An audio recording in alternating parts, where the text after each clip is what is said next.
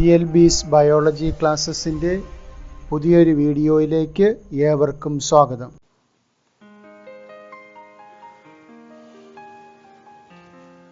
+2 zoology molecular basis of inheritance എന്ന ചാപ്റ്ററിലെ 13ാമത്തെ ഭാഗം video ആണിത്. ഈ വീഡിയോയിൽ ഡിസ്കസ് ചെയ്യുന്നത് ട്രാൻസ്ലേഷൻ എന്ന ടോപ്പിക്കാണ്. പ്രോട്ടീൻ സിന്തസിസ് അഥവാ ട്രാൻസ്ലേഷൻ എന്ന ടോപ്പിക്കാണ് ഈ വീഡിയോയിലൂടെ ഡിസ്കസ് ചെയ്യുന്നത്. സെൻട്രൽ ഡോഗ്മ പഠിച്ചിട്ടുള്ളത് ഓർക്കുന്നുണ്ടാവും. DNA റെപ്ലിക്കേഷന് വിധേയമാവുകയും DNA-യിൽ നിന്നും പുതിയ DNA മോളിക്യൂൾ ഉണ്ടാകുന്നു. അത് കഴിഞ്ഞിട്ട് DNA-യിൽ നിന്നും ട്രാൻസ്ക്രിപ്ഷൻ എന്ന പ്രോസസ്സിലൂടെ mRNA ഉണ്ടാകുന്നു. mRNA-യിൽ നിന്നും ട്രാൻസ്ലേഷൻ എന്ന പ്രോസസ്സിലൂടെ പ്രോട്ടീൻ ഉണ്ടാകുന്നു. ഇതാണ് സെൻട്രൽ ഡോഗ്മ. ഇതിൽ റെപ്ലിക്കേഷൻ, ട്രാൻസ്ക്രിപ്ഷൻ എന്നീ പ്രോസസ്സുകൾ ആൾറെഡി പഠിച്ചു കഴിഞ്ഞു. ഇനി പഠിക്കാനുള്ളത് ട്രാൻസ്ലേഷൻ എന്ന പ്രോസസ്സാണ്. അപ്പോൾ ട്രാൻസ്ലേഷൻ എന്ന പ്രോസസ്സ് എന്ന് പറഞ്ഞാൽ എന്താണ് ട്രാൻസ്ലേഷൻ? പ്രോട്ടീൻ സിന്തസിസ് നടത്തുന്ന പ്രോസസ്സാണ് ട്രാൻസ്ലേഷൻ. അപ്പോൾ ഈ ഒരു പ്രോസസ്സ് DNA-യിൽ നിന്നും mRNA ഉണ്ടാകുന്ന പ്രോസസ്സാണ് ട്രാൻസ്ക്രിപ്ഷൻ എന്നറിയാം. mRNA ഉണ്ടാകുന്ന പ്രോസസ്സ് നടക്കുന്നത് ന്യൂക്ലിയസിനകത്താണ്. ന്യൂക്ലിയസിനകത്ത് വെച്ച് ഫോം ചെയ്യുന്ന mRNA ന്യൂക്ലിയസിൽ നിന്നും പുറത്തേക്ക് സൈറ്റോപ്ലാസത്തിലേക്ക് എത്തുകയും സൈറ്റോപ്ലാസത്തിൽ വെച്ച് റൈബോസോമിന്റെ സഹായത്താൽ പ്രോട്ടീനായിട്ട് മാറ്റപ്പെടുകയുമാണ് ചെയ്യുന്നത്. ഇപ്പോൾ എന്താണ് ട്രാൻസ്ലേഷൻ എന്ന് ചോദിച്ചാൽ, translation is the process of polymerization of amino acid to form a polypeptide. Amino ആസിഡുകളെ കൂട്ടിച്ചേർത്ത് പോളിപെപ്റ്റൈഡ് അല്ലെങ്കിൽ പ്രോട്ടീനായിട്ട് മാറ്റപ്പെടുന്ന പ്രോസസ്സിനെയാണ് ട്രാൻസ്ലേഷൻ എന്ന് വിളിക്കുന്നത്. ഈ ഒരു ട്രാൻസ്ലേഷൻ പ്രോസസ്സിൽ ഏത് രീതിയിലാണ് അമിനോ ആസിഡുകൾ കൂട്ടിച്ചേർക്കപ്പെടുന്നത്? The order and sequence of amino acids are defined by the sequence of bases in the mRNA. mRNA മോളിക്യൂളിൽ എങ്ങനെയാണോ ജനറ്റിക് സീക്വൻസുകൾ ക്രമീകരിക്കപ്പെട്ടിരിക്കുന്നത് അതിനനുസരിച്ചാണ് അമിനോ ആസിഡുകളെ കൂട്ടിച്ചേർത്ത് പ്രോട്ടീനുകളാക്കി മാറ്റുന്നത്. ഈ ഒരു പിക്ചറിൽ നമുക്ക് നോക്കിയാൽ കാണാം, AUG എന്ന് പറയുന്ന ഒരു കോഡോൺ mRNA-യിൽ ഇരിക്കുന്നു. ആ കോഡോൺ പ്രതിനിധാനം ചെയ്യുന്നത് മെത്യോണൈൻ എന്ന് പറയുന്ന അമിനോ ആസിഡിനെയാണ്. അടുത്ത AGU എന്ന് പറയുന്ന കോഡോൺ റെപ്രസെന്റ് ചെയ്യുന്നത് സിറൈൻ ആണ്. UAC എന്ന് പറയുന്ന കോഡോൺ റെപ്രസെന്റ് ചെയ്യുന്നത് ടൈറോസിനാണ്. അപ്പോൾ ഈ രീതിയിൽ DNA മോളിക്യൂളിൽ നിന്നും ഉണ്ടാകുന്ന mRNA മോളിക്യൂളിൽ ഏത് രീതിയിലാണോ നൈട്രജൻ ബേസുകൾ അല്ലെങ്കിൽ ജനറ്റിക് കോഡുകൾ അതിൻ്റെ സീക്വൻസ് എങ്ങനെയാണോ ആ സീക്വൻസിനനുസരിച്ചാണ് അമിനോ ആസിഡുകളെ കൂട്ടിച്ചേർത്തുകൊണ്ട് പ്രോട്ടീനായിട്ട് ട്രാൻസ്ലേഷൻ പ്രോസസ്സ് നടക്കുന്നത്. ഈ അമിനോ ആസിഡുകളെ കൂട്ടിച്ചേർക്കാനായിട്ട് ഉപയോഗിക്കുന്ന കെമിക്കൽ ബോണ്ട് പഠിച്ചിട്ടുണ്ട്. അമിനോ ആസിഡുകളെ പരസ്പരം കണക്ട് ചെയ്യുന്ന കെമിക്കൽ ബോണ്ടാണ് peptide bond. The amino acids are joined by a bond which is known as peptide bond. Peptide ബോണ്ടാണ് അമിനോ ആസിഡുകളെ തങ്ങളിൽ കൂട്ടിച്ചേർത്ത് പോളിമറൈസേഷന് സഹായിക്കുന്ന കെമിക്കൽ ബോണ്ട്. ഇതിന് എവിടെ വെച്ചാണ് ഈ ട്രാൻസ്ലേഷൻ പ്രോസസ്സ് നടക്കുന്നത്? റൈബോസോം എന്ന് പറയുന്ന സെൽ ഓർഗനൽസിനകത്താണ് ട്രാൻസ്ലേഷൻ പ്രോസസ്സ് നടക്കുന്നത്. The cellular factory responsible for synthesising proteins is the ribosome. അപ്പോൾ റൈബോസോം അല്ലെങ്കിൽ പ്രോട്ടീൻ സിന്തസൈസ് ചെയ്യുന്ന ഫാക്ടറി എന്നറിയപ്പെടുന്നത് റൈബോസോമുകളെയാണ് അറിയപ്പെടുന്നത്. ഈ റൈബോസോമുകൾ സെല്ലിനകത്ത് ഇനാക്റ്റീവ് സ്റ്റേറ്റിലാണ് സാധാരണ രീതിയിൽ കാണുന്നത്. അപ്പം അങ്ങനെ കാണുന്ന സമയത്ത് അതിന് നമുക്ക് വ്യക്തമായിട്ട് 2 സബ് യൂണിറ്റുകളായിട്ട് നമുക്ക് ഐഡന്റിഫൈ ചെയ്യാൻ പറ്റും. റൈബോസോമിന് ഒരു ചെറിയ സബ് യൂണിറ്റും ഉണ്ട്, ഒരു വലിയ സബ് യൂണിറ്റും ഉണ്ട്. സ്മാൾ സബ് യൂണിറ്റും ഉണ്ട്, ലാർജ് സബ് യൂണിറ്റും ഉണ്ട്. അപ്പോൾ പ്രോട്ടീൻ സിന്തസിസ് നടക്കുന്ന സമയത്ത് മാത്രമാണ് ഈ 2 സബ് യൂണിറ്റുകളും യുണൈറ്റ് ചെയ്യുന്നത്. അല്ലാത്ത സമയത്ത് ഇത് രണ്ടും സെപ്പറേറ്റ് ആയിട്ടാണ് സൈറ്റോപ്ലാസത്തിൽ കാണുക. In its inactive state it exist as 2 sub units, A large sub unit and A small sub unit. The ribosome consists of structural RNAs and about 80 different proteins. റൈബോസോമുകളെ കുറിച്ച് നേരത്തെയും ഡിസ്കസ് ചെയ്തിട്ടുണ്ടായിരുന്നു. RNA പറഞ്ഞ സമയത്ത് റൈബോസോമുകളുടെ ഈ ഒരു structural configuration നിലനിർത്തുന്നത് തന്നെ അതിലുള്ള ഈ റൈബോസോമൽ RNAയും പ്രോട്ടീൻസുമാണ്. ഇപ്പോൾ ribosomal RNA different types of ribosomal RNA ഉണ്ട്. ഇപ്പോൾ 80S റൈബോസോംസിലാണെങ്കിൽ, അതായത് യൂക്കാരിയോട്സിന്റെ റൈബോസോം എന്ന് പറയുന്നത് 80S റൈബോസോംസ് ആണ്. 2 സബ് യൂണിറ്റ് ഉണ്ട്, 60S സബ് യൂണിറ്റും 40S സബ് യൂണിറ്റും. അതിൽ 60S സബ് യൂണിറ്റിൽ വരുന്ന RNAs ആണ് ഈ ഫിഗറിൽ നമുക്ക് കാണാം. 28S RNA, 5.8S RNA, 5S RNA എന്ന് പറയുന്നത് ഇതിന് ഒരു സ്ട്രക്ചറൽ കോൺഫിഗറേഷൻ കൊടുക്കുന്ന RNAs ആണ്. അതുപോലെ 40S സബ് യൂണിറ്റിന് സ്ട്രക്ചറൽ കോൺഫിഗറേഷൻ കൊടുക്കുന്നതാണ് 18S RNA. അതുപോലെ 80ഓളം ഡിഫറൻറ്റ് ടൈപ്പ് പ്രോട്ടീൻസും റൈബോസോമിന് സ്ട്രക്ചറൽ കോൺഫിഗറേഷൻ കൊടുത്തുകൊണ്ട് കാണപ്പെടുന്നുണ്ട്. ട്രാൻസ്ലേഷൻ പ്രോസസ്സ് അല്ലെങ്കിൽ പ്രോട്ടീൻ സിന്തസിസ് പ്രോസസ്സിൽ നടക്കുന്ന കാര്യങ്ങളെ നമുക്ക് 4 സ്റ്റെപ്പുകളിലൂടെ നമുക്ക് പറയാം. ഏതൊക്കെയാണ്? Charging of tRNA or amino acylation of tRNA, initiation, elongation, termination. ഈ ഒരു 4 പ്രോസസ്സുകളിലൂടെയാണ് ട്രാൻസ്ലേഷൻ ഈവൻസുകൾ നടക്കുന്നത്. ഓരോന്നായിട്ട് നമുക്കൊന്ന് പരിശോധിക്കാം. Firstly charging of tRNA or amino acylation of tRNA. It is in this phase amino acids are activated in the presence of ATP and linked to their respective tRNA by the process called as charging of tRNA or amino acylation of tRNA. എന്താണ് ഈ ഫേസിൽ നടക്കുക? ATP മോളിക്യൂളുടെ സഹായത്താൽ tRNA മോളിക്യൂൾ, transfer RNA മോളിക്യൂള് amino ആസിഡുമായിട്ട് bind ചെയ്യുന്ന പ്രോസസ്സാണ് ചാർജിങ് ഓഫ് tRNA അഥവാ അമിനോ അസൈലേഷൻ ഓഫ് tRNA എന്നതുകൊണ്ട് വിശേഷിപ്പിക്കപ്പെടുന്നത്. എന്താ പറഞ്ഞത്? അമിനോ ആസിഡ്സുകൾ സൈറ്റോപ്ലാസത്തിലുണ്ട്, tRNA മോളിക്യൂളും സൈറ്റോപ്ലാസത്തിലുണ്ട്. ഈ tRNA മോളിക്യൂള് അതിൻ്റെ റെസ്പെക്റ്റീവ് അമിനോ ആസിഡുമായിട്ട് ബൈൻഡ് ചെയ്യുന്ന പ്രോസസ്സ്, അതാണ് ചാർജിങ് ഓഫ് tRNA എന്ന് വിളിക്കുന്നത്, അല്ലെങ്കിൽ അമിനോ അസൈലേഷൻ ഓഫ് tRNA എന്ന് വിളിക്കുന്നത്. അപ്പോൾ ഈ ഒരു പ്രോസസ്സിന് എനർജി വേണം. ആരാ എനർജി കൊടുക്കുന്നത്? ATP മോളിക്യൂൾസ് എനർജി കൊടുക്കുന്നുണ്ട്. എൻസൈം വേണം. എന്താ enzyme? Amino acyl tRNA synthetase എന്ന് പറയുന്ന എൻസൈമാണ്. അപ്പോൾ ഈ എൻസൈമിൻ്റെ പ്രസൻസിൽ ATP മോളിക്യൂളിൻ്റെ എനർജി സ്വീകരിച്ചുകൊണ്ട് tRNA മോളിക്യൂള് അമിനോ ആസിഡുമായിട്ട് ബൈൻഡ് ചെയ്യുന്ന പ്രോസസ്സാണ് ചാർജിങ് ഓഫ് tRNA. അപ്പം അങ്ങനെ അമിനോ ആസിഡായിട്ട് ബൈൻഡ് ചെയ്ത tRNA ആണ് ചാർജ്ഡ് അമിനോ അസൈൽ tRNA എന്ന് വിളിക്കുന്നത്. ഇനി if two such charged tRNAs are brought close enough, the formation of peptide bond takes place. ഇപ്പോൾ 2 ചാർജ്ഡ് tRNA, അതായത് അമിനോ ആസിഡുമായിട്ട് ബൈൻഡ് ചെയ്തിട്ടുള്ള 2 tRNA മോളിക്യൂള് അടുത്തടുത്ത് വരികയാണെങ്കിൽ ആ അമിനോ ആസിഡുകൾ തങ്ങളിൽ പെപ്റ്റൈഡ് ബോണ്ട് ഫോർമേഷൻ നടക്കും. If two such charged tRNAs are brought close enough, the formation of peptide bond takes place. Peptide ബോണ്ടിന്റെ ഫോർമേഷൻ നടക്കും. ഇനി അടുത്ത സ്റ്റെപ്പാണ് ഇനിഷ്യേഷൻ എന്ന് പറയുന്നത്. There are 2 sites in the large subunit of ribosome known as P site and A site. റൈബോസോമിന് 2 sub unit ഉണ്ടെന്ന് പറഞ്ഞു. Small sub യൂണിറ്റും ഉണ്ട്, ഒരു ലാർജ് സബ് യൂണിറ്റും ഉണ്ട്. അതിൻ്റെ ഈ ലാർജ് സബ് യൂണിറ്റിൽ 2 സൈറ്റുകളുണ്ട്.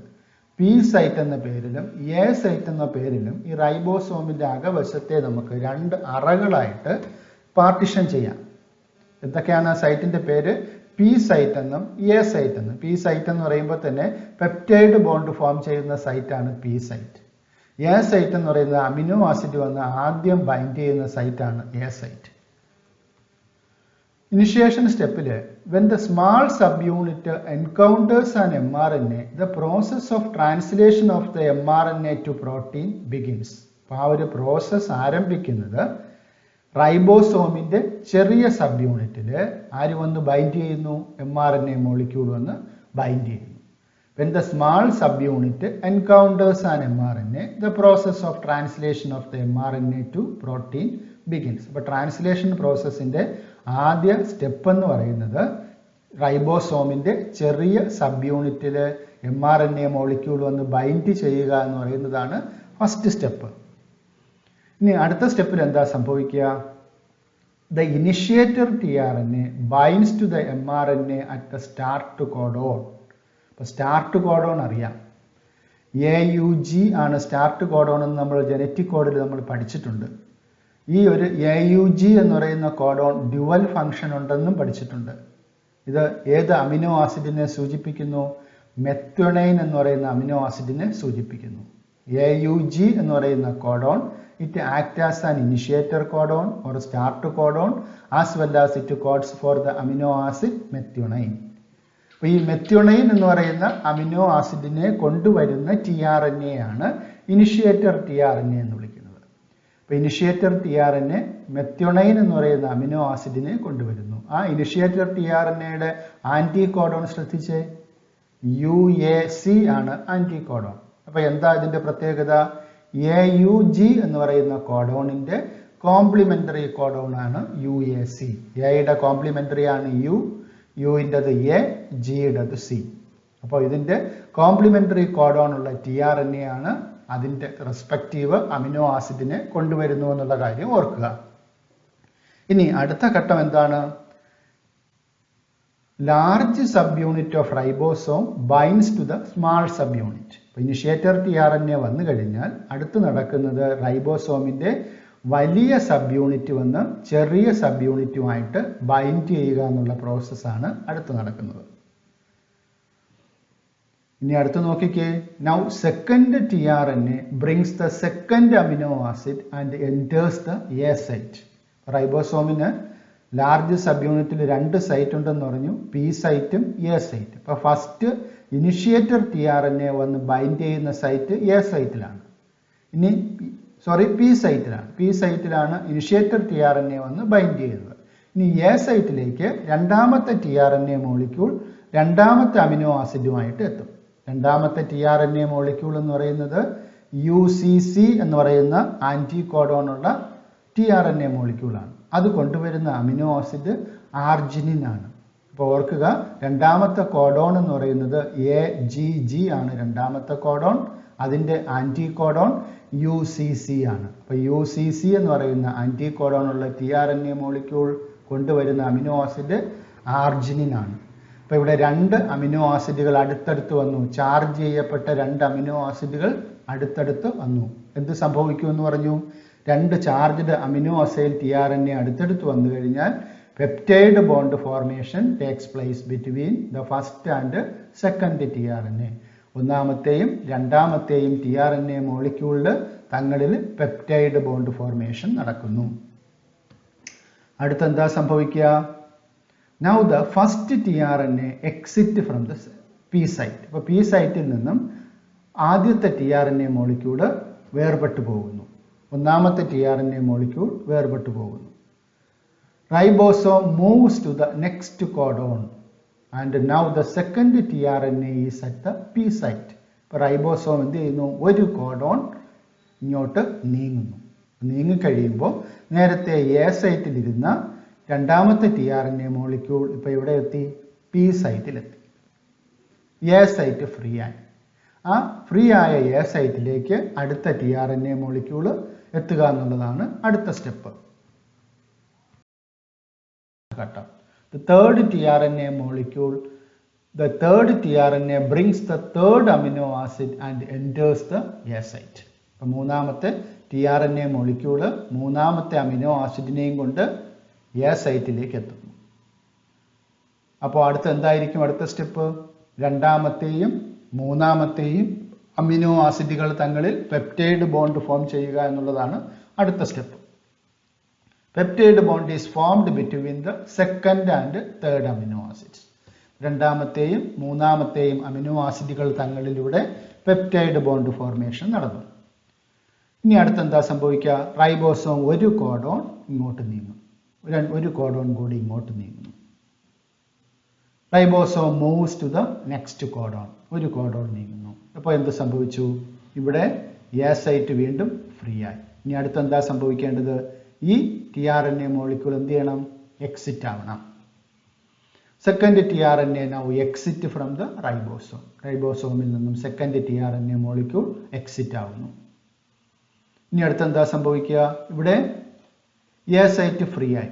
A സൈറ്റ് ഫ്രീ ആയതുകൊണ്ട് അടുത്ത tRNA മോളിക്യൂള് അടുത്ത അമിനോ ആസിഡുമായിട്ട് എത്തുക എന്നുള്ളതാണ്. അപ്പോൾ ഇവിടെ ശ്രദ്ധിക്കുക, ഈ tRNA മോളിക്യൂള് എന്ന് പറയുന്നത് കൊണ്ടുവരുന്ന അമിനോ ആസിഡ് ഹിസ്റ്റഡീൻ ആണ്. CAU എന്ന് പറയുന്ന കോഡോൺ ഡിനോട്ട് ചെയ്യുന്ന ഹിസ്റ്റഡീൻ ആണ്. അതിൻ്റെ ആൻറ്റി കോഡോൺ GUA ആണ് അതിൻ്റെ ആൻറ്റി കോഡോൺ.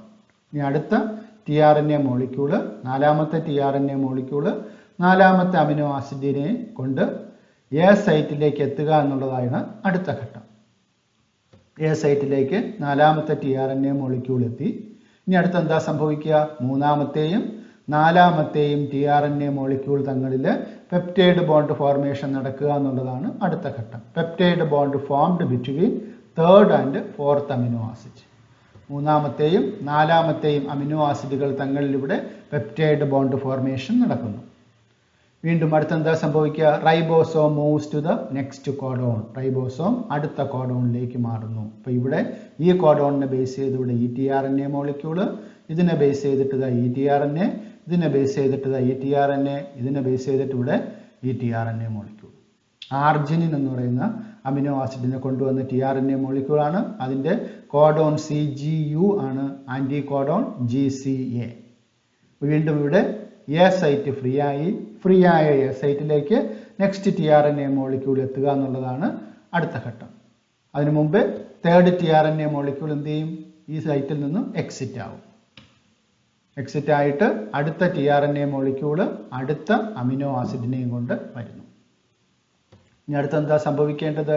ഈ രണ്ട് അമിനോ ആസിഡുകൾ തങ്ങളിൽ പെപ്റ്റൈഡ് ബോണ്ട് ഫോർമേഷൻ നടക്കുക എന്നുള്ളതാണ് അടുത്ത ഘട്ടം. അപ്പോൾ ആ ഒരു പ്രോസസ്സ് അവസാനത്തെ കോഡോൺ എത്തുന്നത് വരെയും കണ്ടിന്യൂ ചെയ്തു പോവുക എന്നുള്ളതാണ്. ഈ tRNA മോളിക്യൂള് കൊണ്ടുവന്ന അമിനോ ആസിഡ് എന്ന് പറയുന്നത് ഐസോലൂസൈൻ ആണ്. AUC എന്ന് പറയുന്ന കോഡോൺ, അതിൻ്റെ ആൻറ്റി കോഡോൺ ആണ് UAG എന്ന് പറയുന്ന ആൻറ്റി കോഡോൺ. അത് കൊണ്ടുവരുന്ന അമിനോ ആസിഡ് ഐസോലൂസൈൻ ആണ്. ഇനി ഈ അമിനോ ആസിഡുകൾ തങ്ങളിൽ, അതായത് ആർജിനിനും ഐസോലൂസൈനും കൂടി പെപ്റ്റൈഡ് ബോണ്ട് ഫോം ചെയ്യുക എന്നുള്ളതാണ് അടുത്ത ഘട്ടം. അപ്പോൾ ഈ രീതിയിൽ ഈ പ്രോസസ്സ് എന്ത് ചെയ്യുന്നു? ഓരോ കോഡോണും tRNA മോളിക്യൂൾ അതിൻ്റെ റെസ്പെക്റ്റീവ് അമിനോ ആസിഡിനെ കൊണ്ടുവരുന്നു. ആ അമിനോ ആസിഡുകൾ തങ്ങളിൽ പരസ്പരം പെപ്റ്റൈഡ് ബോണ്ട് ഫോർമേഷൻ നടക്കുന്നു. റൈബോസോം ഓരോ കോഡോണായിട്ട് ഫ്രണ്ടിലേക്ക് നീങ്ങുന്നു. അതിനനുസരിച്ച് ഓരോ tRNA മോളിക്യൂൾ റൈബോസോമിൽ നിന്നും എക്സിറ്റ് ആവുന്നു. അപ്പോൾ അങ്ങനെ ആ process continues up to the stop codon. Stop codon എത്തുന്നത് വരെ ഈ ഒരു പ്രോസസ്സ് കണ്ടിന്യൂ ചെയ്തുകൊണ്ടേ ഇരിക്കുന്നു. ഇനി സ്റ്റോപ്പ് കോഡോൺ എന്ന് പറയുമ്പോൾ കോഡോൺ നിങ്ങൾ കേട്ടിട്ടുണ്ടാവും. UGA, UAG, UGA, ഇതൊക്കെ സ്റ്റോപ്പ് കോഡോൺസ് വരുന്ന കോഡോൺസ് ആണ്. എന്ന് പറഞ്ഞാൽ അവിടെ എത്തുമ്പോൾ ഈ പ്രോട്ടീൻ സിന്തസിസ് അല്ലെങ്കിൽ ട്രാൻസ്ലേഷൻ പ്രോസസ്സ് സ്റ്റോപ്പ് ആകണം. ഈ ഒരു കോഡോൺ നമ്മുടെ ഈ ഒരു mRNA മോളിക്യൂളിൽ ഉണ്ടെങ്കിൽ അതിൻ്റെ അർത്ഥം അവിടെ ട്രാൻസ്ലേഷൻ പ്രോസസ്സ് സ്റ്റോപ്പ് ആവുക എന്നുള്ളതാണ്. അപ്പോൾ അവിടെ എത്തുമ്പോഴത്തേക്കും ട്രാൻസ്ലേഷൻ പ്രോസസ്സ് സ്റ്റോപ്പ് ആകണം. അപ്പോൾ സ്റ്റോപ്പ് ആകാൻ വേണ്ടി അവിടെ ഒരു റിലീസ് ഫാക്ടർ എന്ന് പറഞ്ഞ ഒരു ഫാക്ടറും കൂടെ ഹെൽപ്പ് ചെയ്യുന്നുണ്ട്. ഈ റിലീസ് ഫാക്ടർ എന്ന് പറയുന്ന ഒരു ഫാക്ടർ ഈ സ്റ്റോപ്പ് കോഡോണിൽ ഒന്ന് ബൈൻഡ് ചെയ്യുന്നു. At the end release factor binds to the stop codon. Stop കോഡോണിലേക്ക് ഒന്ന് റിലീസ് ഫാക്ടർ ബൈൻഡ് ചെയ്യുമ്പോഴത്തേക്കും ഈ റൈബോസോംസ് ഡിസോസിയേറ്റ് ചെയ്യുന്നു. വലിയ സബ് യൂണിറ്റും ചെറിയ സബ് യൂണിറ്റും ഡിസോസിയേറ്റ് ചെയ്യുന്നു. ഡിസോസിയേറ്റ് ചെയ്യുകയും ഈ ഒരു പ്രോട്ടീൻ മോളിക്യൂള് കംപ്ലീറ്റ് ആയിട്ട് ഒരു പോളിപെപ്റ്റൈഡ് ചെയിൻ ഇവിടെ ഫോം ചെയ്യുന്നു. അമിനോ ആസിഡുകൾ കൂടിച്ചേർന്ന് ഒരു കംപ്ലീറ്റ് പോളിപെപ്റ്റൈഡ് ചെയിൻ ഇവിടെ ഫോം ചെയ്യുകയും ആ പോളിപെപ്റ്റൈഡ് ചെയിൻ റൈബോസോമിൽ നിന്നും റിലീസ് ചെയ്യപ്പെടുകയും ചെയ്യുന്നു. At the end release factor binds to the stop codon, terminating translation and releasing the complete polypeptide from the ribosome. റൈബോസോമിൽ നിന്നും കംപ്ലീറ്റ് ആയിട്ട് പോളിപെപ്റ്റൈഡിനെ റിലീസ് ചെയ്യുകയും ചെയ്യും. ഇനി ട്രാൻസ്ലേഷൻ പ്രോസസ്സുമായിട്ട് ബന്ധപ്പെട്ട് ഓർമ്മിക്കേണ്ട മറ്റൊരു ടേമാണ് UTR. UTR എന്ന് പറയുന്നത് അൺട്രാൻസ്ലേറ്റഡ് റീജിയൻസ്. അൺട്രാൻസ്ലേറ്റഡ് റീജിയൻസ് ഇതിപ്പോൾ ഒരു mRNA ആണെന്ന് കണക്കാക്കുക. mRNAക്ക് 5' എൻഡും 3' എൻഡും ഉണ്ട് അറിയാം. 5' എൻഡിൽ ക്യാപ്പ് ഉണ്ട്, 3' എൻഡിൽ ഒരു പോളി അഡിനൈൽ ടെയിൽ ഉണ്ട്. അപ്പോൾ ഇവിടെ 5' എൻഡിന് ശേഷവും 3' എൻഡിന് മുമ്പും കുറച്ച് ന്യൂക്ലിയോടൈഡ് ബേസസ് എല്ലാ mRNAയിലും ഉണ്ടാകും. ആ ന്യൂക്ലിയോടൈഡ് ബേസസ് ട്രാൻസ്ലേഷന് ആവശ്യമില്ലാത്ത ബേസസ് ആണ്. പക്ഷേ ട്രാൻസ്ലേഷൻ പ്രോസസ്സ് എഫക്റ്റീവായിട്ട് നടക്കണമെങ്കിൽ ഇത്തരം സീക്വൻസുകളും അത്യാവശ്യമാണ്. അപ്പോൾ ആ ട്രാൻസ്ലേഷൻ പ്രോസസ്സിന് അത്യാവശ്യമല്ലാത്ത സീക്വൻസ് ആയതുകൊണ്ട് ഇതിനെ അൺട്രാൻസ്ലേറ്റഡ് റീജിയൻസ് എന്ന് വിളിക്കുന്നു. അപ്പോൾ ഇവിടെ സ്റ്റാർട്ട് കോഡോൺ ഇവിടെയുണ്ട്, സ്റ്റോപ്പ് കോഡോൺ ഇവിടെയുണ്ട്. അപ്പോൾ ഈ സ്റ്റാർട്ട് കോഡോണിനും സ്റ്റോപ്പ് കോഡോണിനും ഇടയിലുള്ളതാണ് ശരിക്കും കോഡിംഗ് സീക്വൻസ്. അപ്പോൾ ഇത് കോഡിംഗ് സീക്വൻസ് അല്ല. കോഡിംഗ് സീക്വൻസിന് ആവശ്യമില്ലാത്ത, കോഡിങ്ങിന് ആവശ്യമില്ലാത്ത അല്ലെങ്കിൽ അമിനോ ആസിഡ്സിനെ റെപ്രസെന്റ് ചെയ്യാത്ത കുറേ നൈട്രജൻ ബേസ്ഡ് സീക്വൻസുകൾ ഇവിടെ ഉണ്ടാകും. ആ സീക്വൻസുകളെ വിളിക്കുന്ന പേരാണ് untranslated regions or UTR. An mRNA also has some additional sequences that are not translated and are referred as untranslated regions or UTR. The UTR ഇവിടെയൊക്കെ കാണുന്നത് are present at both 5' end 5' endൽ കാണും, before start codon മുമ്പും, and at 3' end after stop codonന് ശേഷവും ഇത്തരം UTR കാണാൻ സാധിക്കും. എന്താണ് അതിൻ്റെ ആവശ്യകത? They are required for efficient translation process. Translation process ഫലപ്രദമായിട്ട് നടക്കുന്നതിന് ഇത്തരം UTRs ആവശ്യമാണ്. ഇനി ഒരു കാര്യം കൂടെ ഒന്ന് മനസ്സിലാക്കാം, അതായത് റിബോസൈം എന്ന് പറയുന്ന ഒരു ടേം. അപ്പോൾ റിബോസൈം എന്ന് പറഞ്ഞാൽ the ribosome also act as a catalyst for the formation of peptide bond. അപ്പോൾ കാറ്റലിറ്റിക് പ്രോപ്പർട്ടി ഉള്ള RNA മോളിക്യൂളിനെ സാധാരണ വിളിക്കുന്ന ടേമാണ് റിബോസൈം. ഉദാഹരണം പറയുകയാണെങ്കിൽ ബാക്ടീരിയയിൽ കാണുന്ന RRNA ആണ് 23S RRNA. ഈ 23S RRNAക്ക് കാറ്റലിറ്റിക് പവർ ഉണ്ട്. അതായത് പെപ്റ്റൈഡ് ബോണ്ട് ഫോം ചെയ്യുന്ന പ്രോസസ്സിനെ സ്പീഡപ്പ് ചെയ്യാനുള്ള കപ്പാസിറ്റി ഉണ്ട്. The ribosome also act as a catalyst for the formation of peptide bond. അപ്പോൾ അതിനൊരു എക്സാമ്പിളാണ് 23S RRNA എന്ന് പറയുന്നത്. 23S RRNA ഇവിടെ കാണുക, ബാക്ടീരിയയിൽ കാണുന്ന RRNA ആണ്. ആ RRNAക്ക് അല്ലെങ്കിൽ ആ RNAക്ക് കാറ്റലിറ്റിക് പ്രോപ്പർട്ടി ഉണ്ട്. റൈബോസൈം എന്നാണ് അതിനെ വിളിക്കുന്നത്. എന്തിനുള്ള കാറ്റലിസ്റ്റ് ആണത്? പ്രോട്ടീൻ ഫോർമേഷൻ നടക്കുമ്പോൾ അമിനോ ആസിഡുകളെ കൂട്ടിച്ചേർത്ത് പെപ്റ്റൈഡ് ബോണ്ട് ഉണ്ടാക്കുന്ന പ്രോസസ്സ് സ്പീഡപ്പ് ചെയ്യാൻ സഹായിക്കുന്ന RNA ആണ് 23S RRNA. ഇത്രയും കാര്യങ്ങളാണ് ട്രാൻസ്ലേഷൻ എന്ന ടോപ്പിക്കിൽ നമുക്ക് പ്രധാനമായിട്ടും മനസ്സിലാക്കേണ്ടത്. For video lessons, please subscribe to LP's biology classes. Thank you.